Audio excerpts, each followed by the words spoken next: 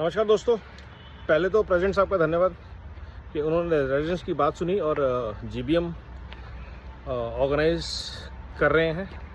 Technically ये second नहीं है, फर्स्ट जीबीएम ही हुई है कि पहली नल एंड वाइड थी। लेकिन अगर उसको ओपन हाउस भी माना जाए तो उसमें दो की प्रपोजल थे। पहला था इंफ्रास्ट्रक्चर अपग्रेड, एलबी का इंफ्रा ऑडिट की बात हुई थी। तो अगर इंफ्रा ऑडिट के लिए एजेंसी फाइनल हो गई है, उनके नाम और उनके प्रपोजल शेयर करिए। हो सकता डिस्कस ये हुआ था कि आईआईटी, CRRI, IIT रुड़की जैसी रिपीटेड एजेंसीज को एम्पैनल किया जाएगा। अगर उन्होंने ऑडिट कर लिया है या आपने शॉर्टलिस्ट कर लिया है तो उनके प्रपोजल पहले शेयर होने चाहिए।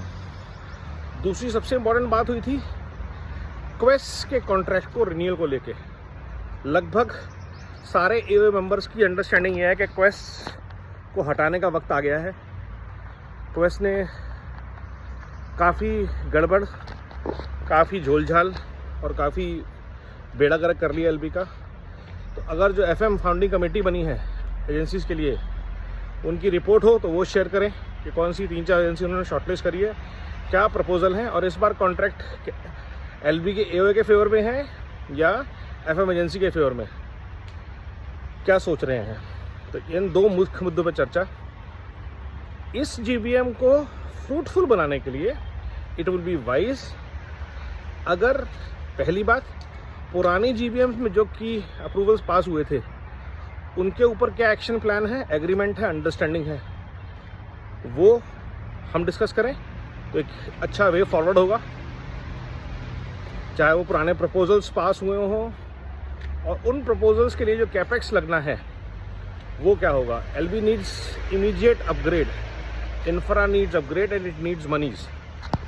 कम से कम 15 से 20 करोड़ का खर्चा है लोटस बुलेवार्ड के इंफ्रास्ट्रक्चर को अपग्रेड करने का, जिसमें कुछ लिफ्टें आएंगी, वाटर पाइप्स आएंगे, STP का इंफ्रा आएगा, हॉर्टिकल्चर का इंफ्रा आएगा जहाँ पे हमें ड्रिप इरिगेशन सिस्टम्स इंस्टॉल करने हैं, गेट्स की बात हो रही है, टावर्स की पेंटिंग है।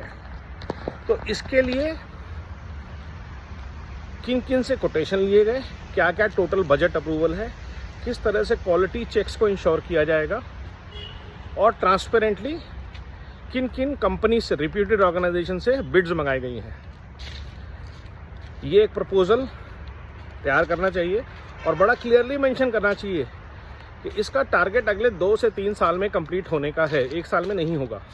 ना इतना पैसा आएगा और उससे इम्पॉर्टेंट चीज़ कि RP से IFMS लेने के लिए, RP की अकाउंटेबिलिटी तय करने के लिए हमने क्या किया है।